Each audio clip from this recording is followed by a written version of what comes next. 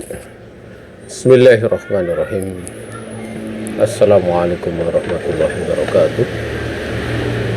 Alhamdulillahilladzi hadana lihada wa ma kunna linahtadiya laula an hadana Allah. Asyhadu an la ilaha illallah wahdahu la syarika lah wa asyhadu anna Muhammadan abduhu wa rasuluh sallallahu alaihi wa ala alihi wa sahbihi wa man wala wa man tabi'ahum bi ihsan ila yaumil qiyamah.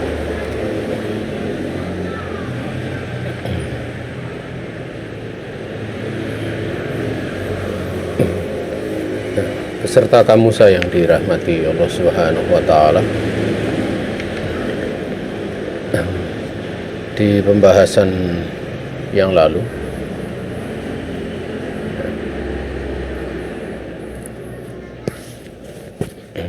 kita sudah membahas pada pasal yang kelima, pada subnya yang ke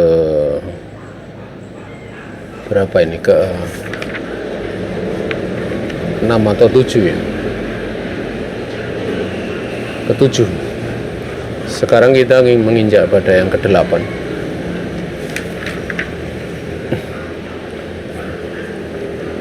yaitu adanya pendapat pentingnya menghafal Al-Quran bagi anak sampai dia bisa memahami, ya.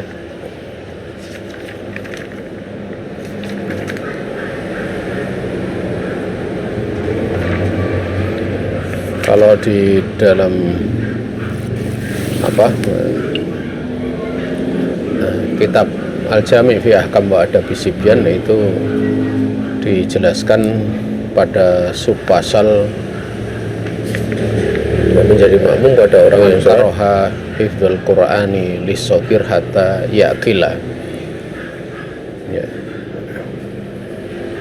Jadi ini disebutkan tentang beberapa pendapat dari ulama yang membenci menghafal Al-Quran di masa kecil sampai kemudian dia bisa memahami, ya. Diterangkan yang pertama adalah perkataan dari Malik bin Anas. Ini seorang tabi'ut tabi'in, di antara salah satu di antara 4 imam, ya. Beliau adalah seorang tabi'ut tabi'in. Jadi kalau ada yang menyebutkan beliau ini adalah tabi'in yang merupakan anak dari sahabat dan kakeknya juga sahabat, yaitu nggak lucu seperti itu. Ya. Nah, maksudnya nggak lucu itu ya seperti itu seterang matahari, ya, seterang matahari, ya. Di sini perkataan dari Malik bin Anas rahimahullahu taala, sami'tu anna Aba Musa al-Asy'ari radhiyallahu ta'ala anhu kataba ila Umar ibn al-Khattab anahu qad qara'a al-Qur'ana rijalun wa kataba ilaihi Umar, ya, an afrud lahum wa atihim wazidhum. Suma kataba ilaihi Abu Musa al-Asy'ari, ya, ya, inna lama fa'alna dzalik asra an-nasu fil qira'ah hatta qara'a sab'amiyah. Fa kataba ilaihi Umaru an da'in nasa la tu'tihim syai'an fa inni akhafu an yaqra'an nasu al-Qur'ana qabla an yatafaqqahu fid-din. Qala Malik wa inna ma qala dzalika makhafata an yata'awwaluhu an ghairi ta'wilihi. Ini dalam kitab Al-Bayan wa Tahsil. Nah, di resum kalian ini saya bacakan, nanti saya tambahkan dari kesempurnaannya, atau mungkin ada yang tidak diterjemahkan.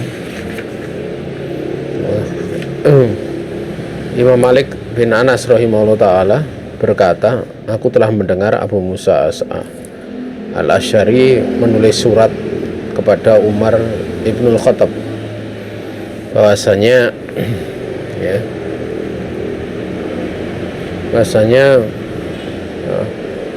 beberapa lelaki benar-benar telah membaca Al-Quran. Maka Umar membalas suratnya dengan mengatakan dalam suratnya, jadikanlah ini ketentuan untuk mereka ya.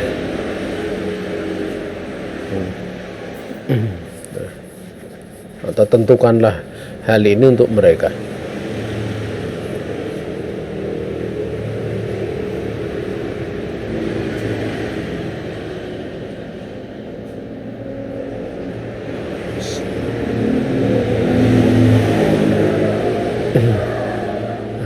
Saya ulangi, bukan afrud ya, atau ufrud ya, ufrud lahum.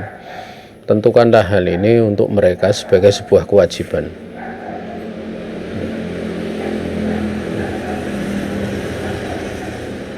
Atau kalau dalam resum kalian dikatakan, jadikanlah ini ketentuan untuk mereka sebagai sebuah kewajiban tentunya. Berikan kepada mereka suatu pemberian dan tambahkanlah untuk mereka. Kemudian Abu Musa menulis surat lagi, sungguhnya dikarenakan apa yang telah kami lakukan, maka manusia mulai cepat-cepat di dalam membaca sampai 700 ayat. Maka Umar pun menjawab suratnya, tinggalkanlah manusia, artinya jangan kau beri mereka pemberian lagi, karena benar-benar aku khawatir manusia akan membaca Al-Quran sebelum mereka memahami agama ini, apa yang mereka baca. Berkata Malik, ya tiada lain ya, atau sungguhnya beliau mengatakan yang demikian itu karena khawatir mereka ini akan memahami apa yang dibaca itu selain dari penafsirannya ya, atau memahami dengan sesuatu yang merupakan bukan tafsirnya. Ini dalam kitab Al-Bayan At-Ta'sil, Al-Bayan wa Ta'sil. Jadi dari kisah ini sebenarnya Umar bin Khattab radhiyallahu ta'ala anhu itu pengen memberikan dorongan semangat kepada manusia agar supaya mereka ini semangat membaca. Tapi setelah melihat bahwa manusia itu berlomba-lomba di dalam membaca, di mana membaca Al-Quran untuk setoran ya, hafalan atau yang semisalnya, sampai bacaan yang sebanyak itu 700 ya, 700 ayat tentunya. Maka beliau mengkhawatirkan bahwa mereka hanya sekedar membaca atau bahkan akan memahami maksud yang dibaca tidak seperti penafsirannya ya. Sehingga dari sini bisa difahami ya bahwa membaca itu bukan semata-mata membaca, tapi ada tujuan-tujuan yang dimaklumi, agar supaya mereka juga tidak meninggalkan pemahaman yang ada di dalamnya. Dan bagi masyarakat Arab tentu hal demikian itu dimaklumi. Mereka paham bahasa Arab ya. Kalau masyarakat yang bukan Arab tentu butuh belajar bahasa Arab dulu ya. Nah, jadi sisi dibencinya ataupun sisi tidak disukainya ya, ini ada ya, ada dari salaf itu ada gitu loh ya, agar supaya di dalam membaca itu juga difahami apa yang ada di dalamnya ya. Kalau kita lihat dari para sahabat ridwanullahi alaihim ajmain, mereka menghafal Al-Quran ya, mereka paham apa yang dibacanya. Namun tentu kalau hal tersebut diberlakukan pada anak, itu ada dua sisi pembahasan yang perlu untuk diperhatikan. Pertama, sekalipun orang Arab sekalipun ya, kalau anak-anak tentu pemahamannya tidak seperti orang dewasa. Ya, ini yang pertama. Lebih-lebih kemudian yang kedua, kalau orang itu anak tersebut bukan bangsa Arab gitu. Ya, karena masalah penafsiran itu butuh ilmu tersendiri. Ya, maka dari sini misalnya ada hajat di mana masa kecil itu masa mudah untuk menghafal Al-Quran. Itu kalau kemudian ditekankan harus paham, itu sesuatu yang jauh gitu. Tapi kalau kemudian di dalam menghafal Al-Quran itu bagi anak itu ditekankan pada hal-hal yang pokok untuk difahami anak,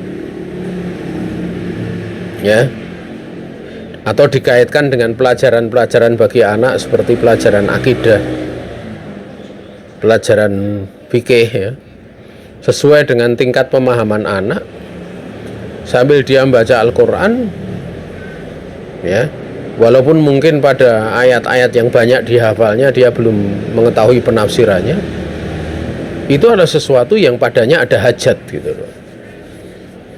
Ya, kenapa? Karena di waktu kecil itu lebih mudah menghafal. Kalau ditunggu sampai paham mungkin menanti sampai umur 10 tahun atau bahkan lebih daripada itu. Tentu justru pemahaman nggak dapat, hafalan juga nggak dapat gitu. Maka dari sisi ini ada keterdesakan, ya, ada hajat untuk menghafal di waktu kecil.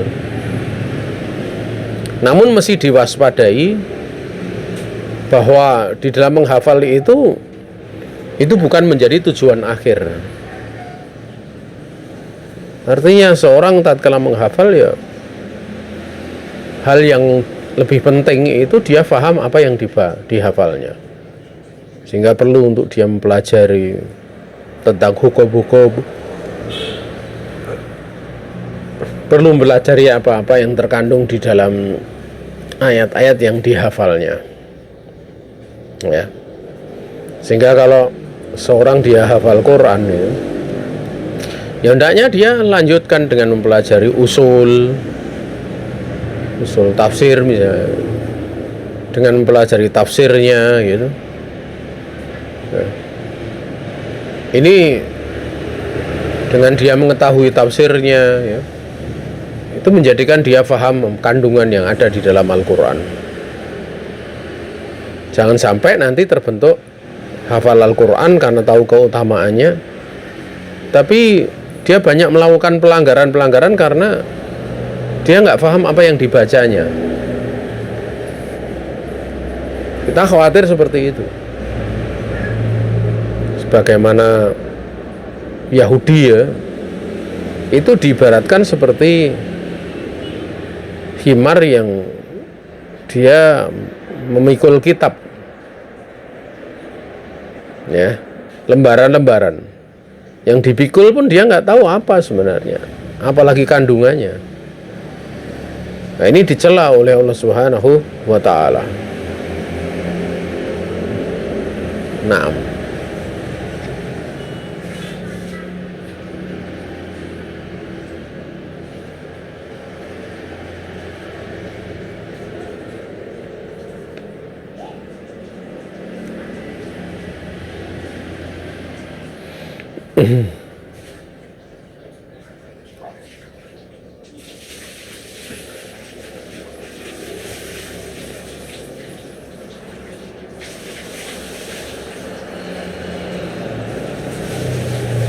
Makanya hal demikian disebutkan oleh Ibnu Rusyid, ya. Ibnu Rusyid menyebutkan memberikan taklik, ya, catatan kaki dari apa yang terjadi dari keputusan Umar tersebut. Ya, beliau memberikan taklik, ya. Di dalam takliknya nanti saya bacakan dulu ya.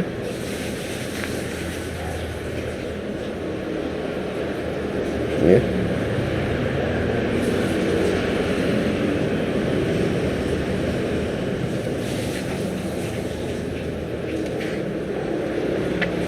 Saya cari dulu sebentar ya.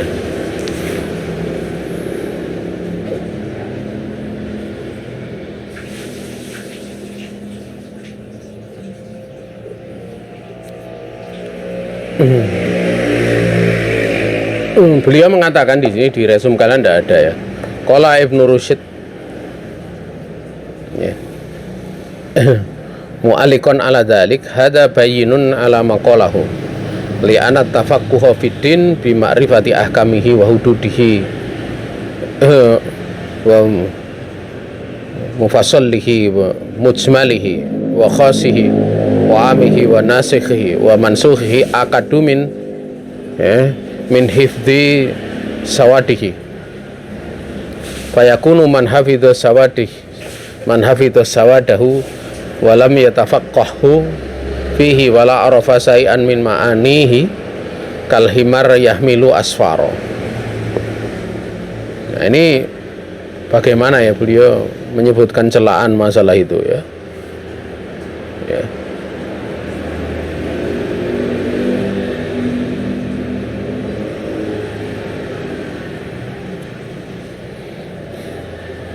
Beliau mengatakan, kalau Ibnu Rusyd mentaklik hal yang demikian, ini adalah penjelasan dari apa yang telah beliau katakan. Artinya dari perkataan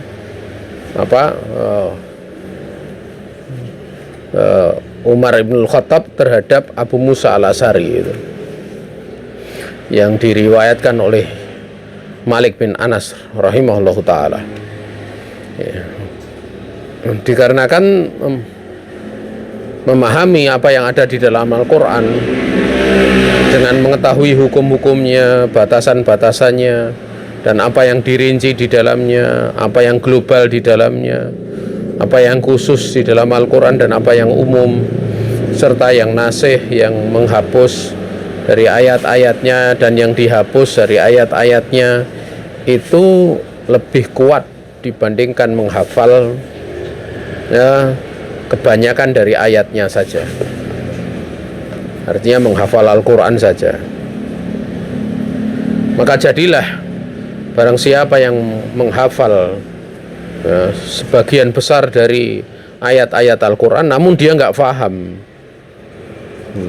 apa yang ada di dalamnya, dia nggak paham ya, bagian dari makna-maknanya, itu seperti keledai ya, kalhimari yahmilu asfaro, seperti keledai yang dia memikul kitab gitu. Waqad aqama Abdullah ibnu Umar ala suratil Baqarah samani sinin yata'allamuha. Dan sungguh Abdullah bin Umar radhiyallahu ta'ala anhu itu beliau telah melakukan ya, aqama disitulah menetapi, dia mempelajari surat Al-Baqarah itu selama ya 8 tahun.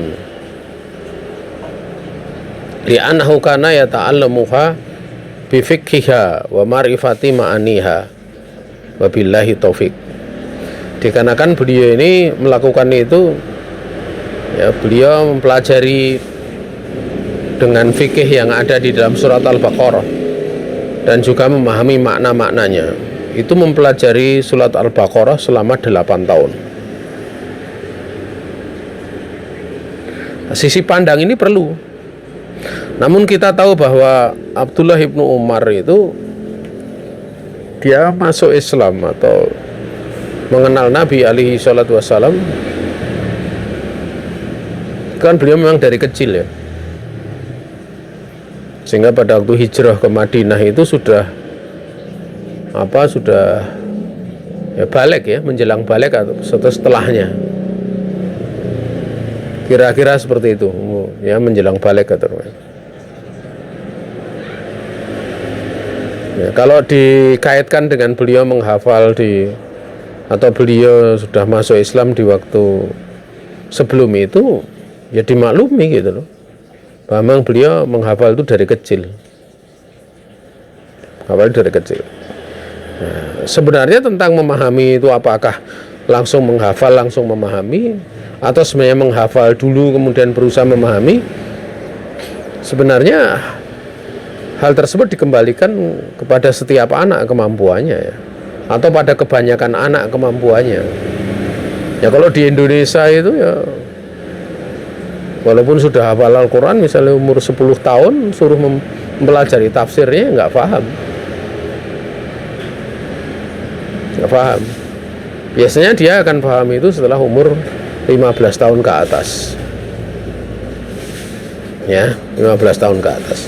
Karena memang karakter pendidikan kita dari kecil itu tidak ditekankan memahami Al-Quran, tapi ada beban-beban pelajaran lain ya, kayak pelajaran umum, dan itu menjadi program pemerintah ya. Dan kalau kemudian itu digabung antara pelajaran agama dengan pelajaran sekolah gitu loh, menurut kebijakan pemerintah itu ya berat gitu loh, berat. Makanya kayak sekolah itu kan mana dia menginduk kemana, ke Dinas atau ke Kemenak gitu. Ya kalau ke Dinas ya SD itu 1 juz udah bagus, karena ke Dinas gitu. Kalau Kemenak itu lebih luas ya. Karena kalau ke Dinas saya beban-beban pelajaran selain pelajaran agama itu memang menjadi tujuan, menjadi pokok yang terbesar. Makanya sekolah-sekolah yang model boarding school yang dia nginap itu kalau menginduknya ke dinas ya rata-rata murid-muridnya mengalami pembebanan pelajaran yang luar biasa, mau SD mau SMP. Tapi kalau yang Kemenak lebih ringan. Tidak mondok saja itu masih lebih ringan, apalagi dengan mondok pelajaran agama menjadi luas, ini menjadi lebih ringan lagi target-targetnya ya. Dan kita tidak, karena memang itu menjadi program yang menjadi arahan pemerintah ya, kita tidak bisa, atau taruh kata bisa pun ada catatan yang banyak gitu, ada catatan banyak kayak, karena pola pendidikannya seperti itu. Kita sudah singgung di 4 negeri ya, di 4 daerah seperti Najd, Syam, Afrika ya, metode Afrika, metode Timur ya, Masyrik, metode kayak di India, Bangladesh, Pakistan, termasuk Indonesia, itu metode pelajaran memang dicampur. Dari pelajaran itu sudah dari kecil ada beban ini bukan itu. Pelajaran agama juga ada dengan porsi yang tidak begitu banyak. Ya efeknya ya tentu kaitannya dengan pemahaman, makanya jarang misalnya di tingkat universitas itu, kalau ada Universitas Timur Tengah mengadakan pembuka program di sini ya paling yang dibuka program bahasa Arab sama syariah. Jangan harap buka pelajaran hadis. Ya, karena dalam sejak kecil polanya seperti itu. Polanya seperti itu. Beda kalau beberapa negeri SD sudah hafal Quran, nanti masuk SMP bisa belajar Bulughul Maram, Sahih Bukhari, menghafal Sahih Bukhari, Sahih Muslim ya karena pola pendidikannya beda gitu. Pola pendidikannya beda, atau program yang diterapkan itu beda. Itu konsekuensinya. Nah, tapi tentang masalah seperti itu, ini bukan menjadi letak pembahasan kita. Yang paling penting jangan sampai bahwa anak itu hanya sekedar menghafal. Karena dia mesti melanjutkan apa yang dipelajari dalam Al-Quran itu, belajar tafsirnya, usulnya, kemudian tafsirnya, sehingga dia tahu hukum-hukum yang terkandung di dalam Al-Quran. Ya. Nah,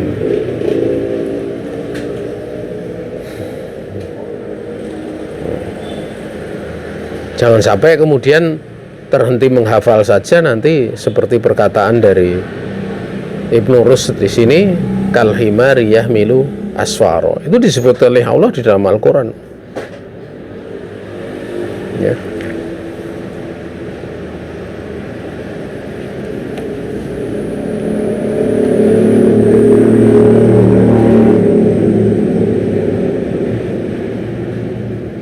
Dan tentu kalau seorang dia hanya sekedar menghafal Al-Quran, ya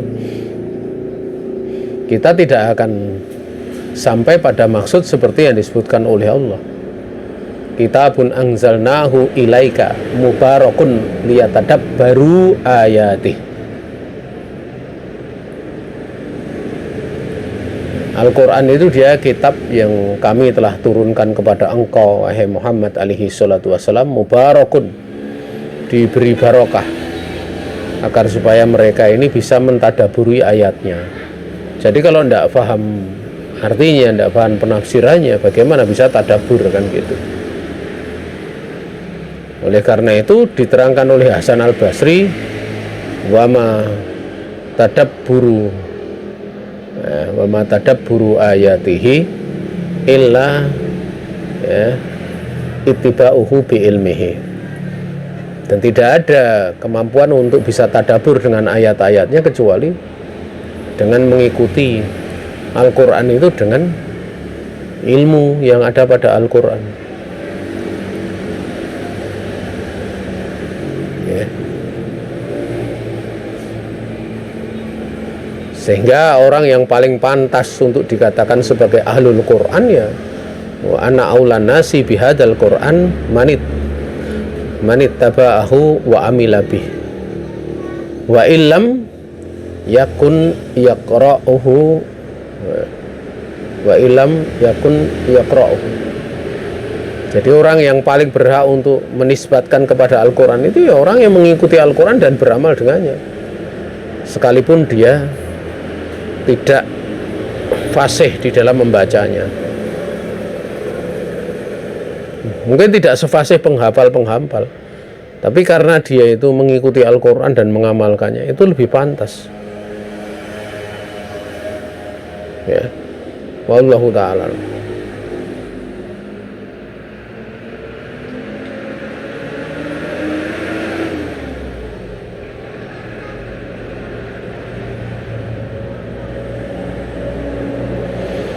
Ini patut untuk menjadi perhatian, ya.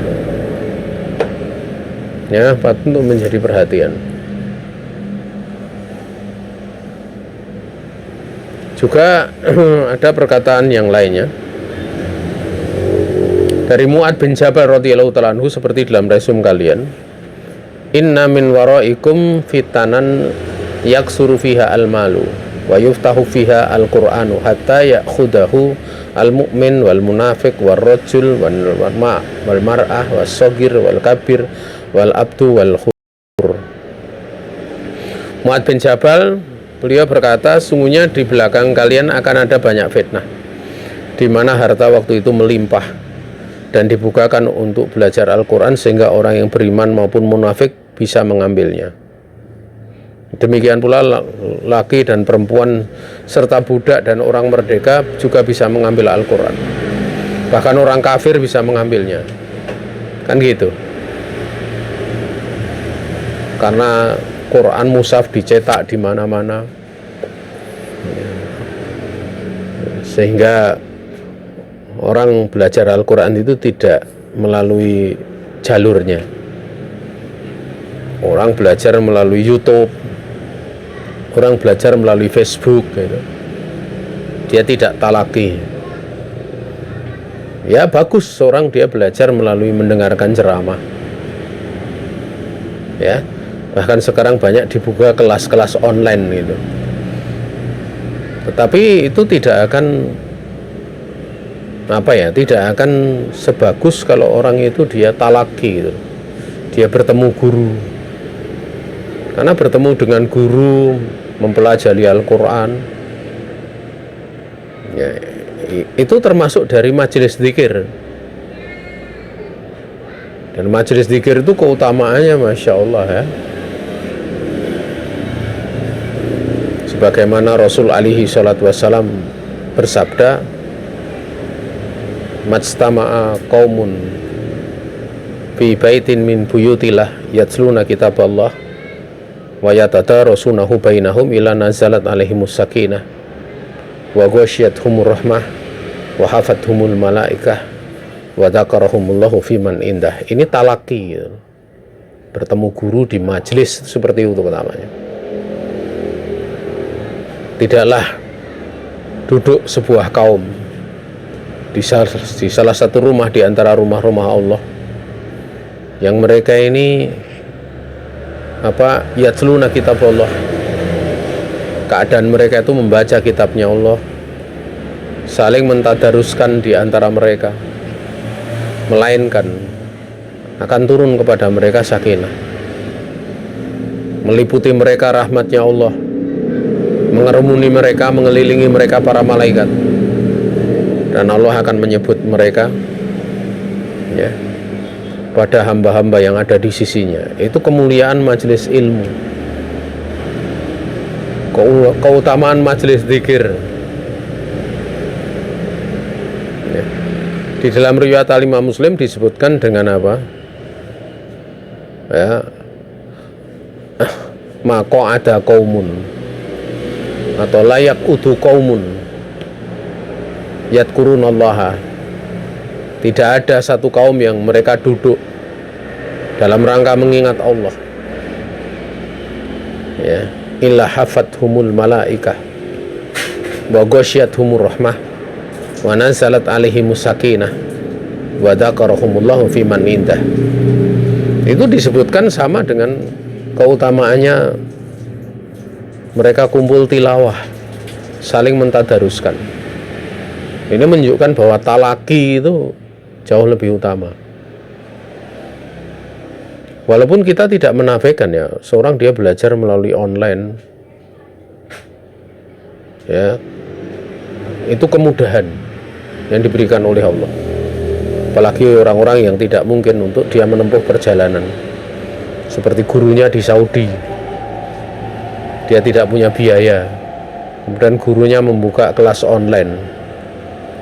Nanti kalau ujian dengan open kamera, pada saat kondisi sinyal yang bagus sehingga yang diperdengarkan, dibaca itu benar-benar bisa mewakili bacaan seolah-olah hadir di hadapannya. Nah, itu hal yang bagus, hal yang bagus. Namun lebih bagus lagi bisa bertemu dengan seorang guru ya. Adanya teknologi itu di satu sisi banyak kebaikannya, tapi juga ada sisi-sisi yang tidak bisa didapat kecuali pada saat sebagaimana yang dilakukan oleh para pendahulu kita ya. Apalagi kalau teknologi itu kemudian digunakan untuk hal-hal yang tidak selayaknya ya. Nah,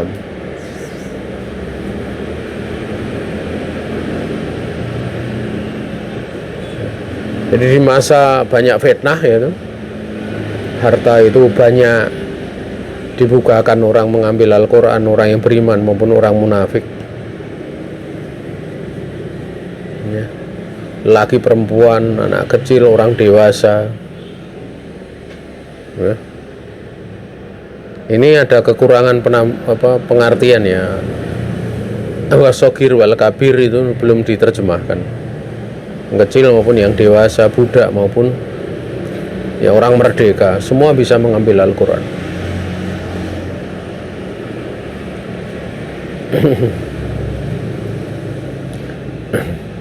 Kemudian jamaah sekalian yang dirahmati Allah Subhanahu wa taala.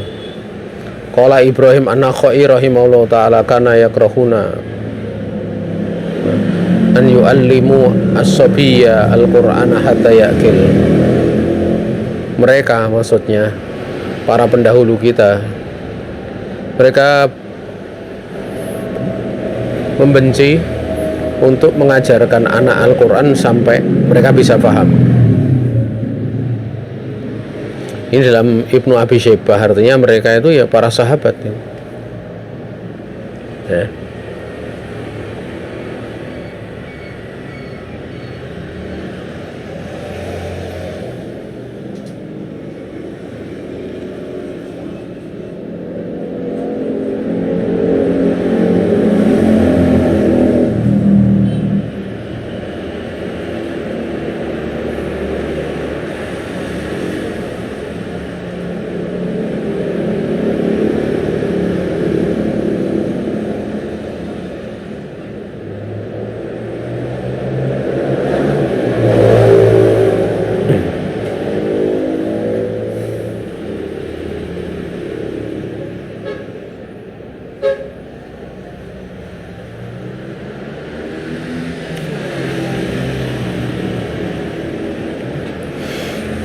Di tempat yang lain yaitu berkata Ashab rahimahullah ta'ala, Su'ila Malik rahimahullah ta'ala Anisabi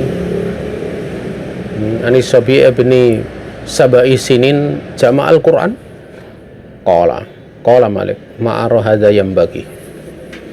Imam Malik ditanya tentang seorang anak yang umurnya 7 tahun itu sudah mengumpulkan Al-Quran, maksudnya hafal Quran. Maka Imam Malik mengatakan, aku ya ma'ara hadha yambagi, aku tidak melihat seperti ini adalah hal yang pantas ya, karena beliau menginginkan pemahaman ya. Walaupun kalau orang di masa dulu Masya Allah ya, umur 9 tahun udah paham ya. Seperti Imam Syafi'i itu beliau Masya Allah ya, beliau umur belasan tahun sudah diizinkan berfatwa. Kalau tidak salah 16 tahun ya. Sehingga pada waktu kecil datang kepada Imam Malik ya, itu disuruh untuk menghafal Al-Muwatta dulu. Tapi ternyata di dalam perjalanan beliau hafal. Dan tidak sekedar hafal, memang Imam Syafi'i faham ya.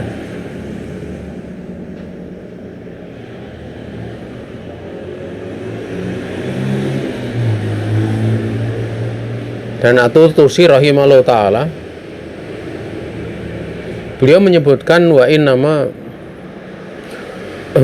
waju ingkarihi ma taqarrara atau tukurrira fi sahabah min karahati at-tasarru fi hifdzil Quran duna tafaqquh fihi.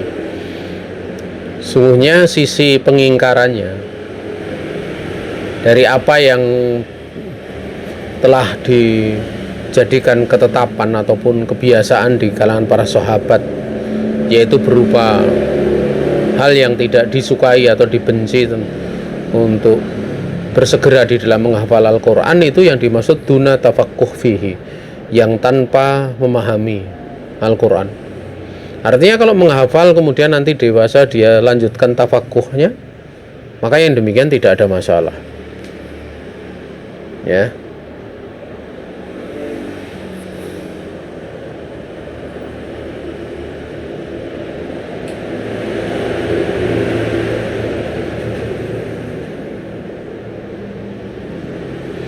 Sehingga kalau dikaitkan dengan apa yang dikatakan Ibnu Rushd tadi ya,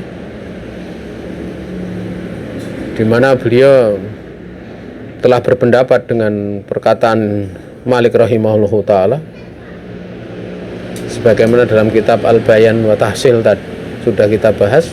Beliau mengatakan innama qala Malik innahu la yambaghi hadza min ajli anna dzalika la yakunu ila ma'al amal alaihi fi ta'dib wa ta'lim wa huwa saghirun jiddan. Ya, wa taraka rifqa bihi fi dzalik. Wa qala Rasul alaihi salatu wasallam innallaha rafiqun yuhibbur rifqa fil amri kulli. Ya, beliau mengatakan sungguhnya Malik dia mengatakan bahwa tidak pantas hal seperti ini, yaitu dimaksud menghafal waktu kecil. Dia mengatakan ma'aroh hada yang bagi, ya, yang seperti ini nggak pantas. Ini untuk tujuan bahwa yang demikian itu la yakunu ila ma'al amal. Maknanya adalah bahwa yang demikian itu tidaklah ada kecuali mesti disertai beramal. Ya, untuk beramal dengannya, dengan Al-Quran. Ya, di dalam mendidik, dalam mengajar, sementara anak tersebut masih kecil, ya, bahwa sogirun jiddan. Dan biasanya kalau mengajarkan seperti itu Al-Quran waktu kecil, itu akhirnya akan ada bentuk-bentuk meninggalkan sikap lembut, ya, kepada anak dalam perkara tersebut. Karena anak nanti dipepet harus hafal sekian, 7 tahun hafal misalnya, umur 7 tahun hafal itu kan mesti akan ada pola-pola yang cukup keras gitu. Ya, ini yang diingkari oleh Imam Malik. Jadi dua sisi. Yang pertama, ya, karena membaca Al-Quran itu tidak harus layal, mesti disertai dengan beramal. Ya, di dalam memberikan pendidikan adab, dalam taklim, ya, juga meninggalkan sikap lembut kepada anak dalam mendidik. Padahal Rasulullah SAW bersabda, sungguhnya Allah itu zat yang maha lembut. Ya, Rafiq itu ya menemani teman yang ramah gitu. Dia cinta kepada kelembutan di dalam perkara semuanya.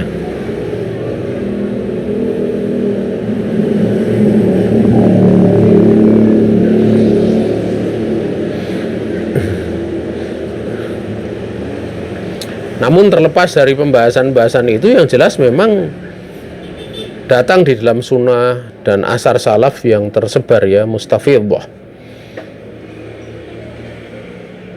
ya, yang memang telah disebutkan di dalam kitab ini dan yang lainnya tentang anjuran untuk mengajarkan anak Al-Quran di waktu masih kecil, dan bahwasanya itu seperti mengajarkan Quran, mengajarkan anak di waktu masih kecil itu seperti kanakshi fil hajar, seperti melukis di atas batu. Oleh karena itu dari pembahasan-pembahasan ini, ya, nah, kesimpulannya apa? Sesuai dengan kebiasaan yang sudah diberlakukan di negara kita, ya, dari masa ke masa, ya, yang itu beriringan dengan program pemerintah, ya, menghafal di waktu kecil,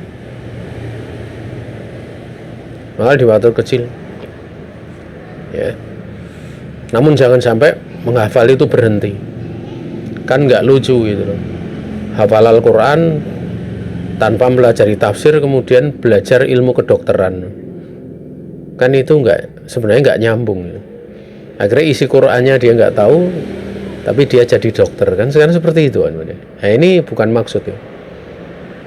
Makanya ya saya sendiri, ya, beberapa udah pernah ada, ya, beberapa tokoh itu yang menawari anak saya untuk beasiswa itu.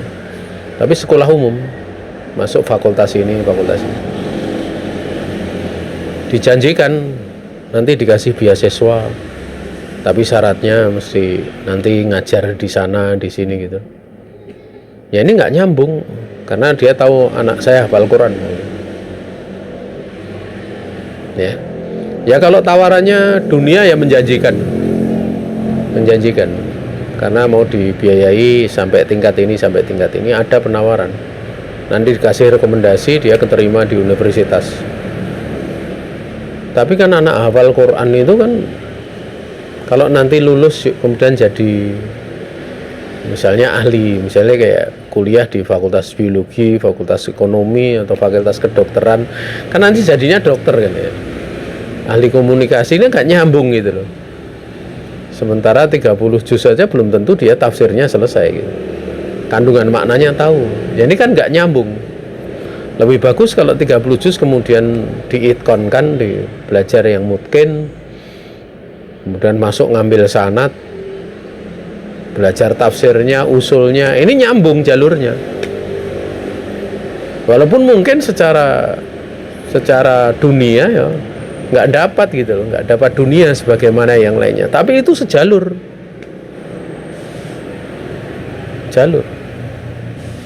Tapi itu ya bagus lah. Bagus ya. Makanya tidak, ya ada beberapa yang belajar pada kami itu anak-anak fakultas kedokteran ya, dan mereka ya rata-rata sudah bisa membaca kitab, bisa hafal 30 juz gitu loh ya, seperti itu belajar pada kami ya, itu bagus. Artinya walaupun dia kuliah di kedokteran, dia nggak lalai untuk meneruskan pelajaran Al-Qur'annya. Tapi ya pelajaran-pelajaran fikih, akidah gitu, untuk dia kemudian belajar tafsir, belajar ngambil sanad ya, sudah capek belajar kedokteran, ilmu kedokteran. Ya itu bagus lah, hal yang bagus. Tapi kalau dibandingkan antara dengan ilmu agama itu tidak bisa dibandingkan. Karena ilmu dunia itu orang niatnya dunia aja boleh gitu, hukumnya mubah. Nah, ilmu agama niatnya dunia itu haram hukumnya, tidak ikhlas. Makanya di situ bedanya. Belajar ilmu agama itu bagian dari ibadah. Adapun pelajari ilmu kedokteran dan sebagainya itu sifatnya wasilah. Dia bisa berubah menjadi kebaikan yang besar itu manakala dikaitkan dengan yang lainnya, dikaitkan dengan sebuah maksud, tujuan ya. Maksud dan tujuan yang hukumnya memang fardu kifayah. Tapi fardu kifayah menuntut ilmu agama itu beda. Di situ ada pembahasan yang lebih diperinci di dalamnya. Wallahu ta'ala alam. Ini saja yang bisa disampaikan di sore ini. Besok kita lanjutkan pada pertemuan yang akan datang. Nah, kalau ada pertanyaan nanti tinggal ditulis saja ya. Ada salah datang dari pribadi diri saya sendiri dan dari setan, saya istighfar kepada Allah Subhanahu wa taala. Ada benar semata-mata keluasan rahmat Allah Subhanahu wa taala diberikan kepada kita. Waktu dan tempat saya kembalikan kepada panitia.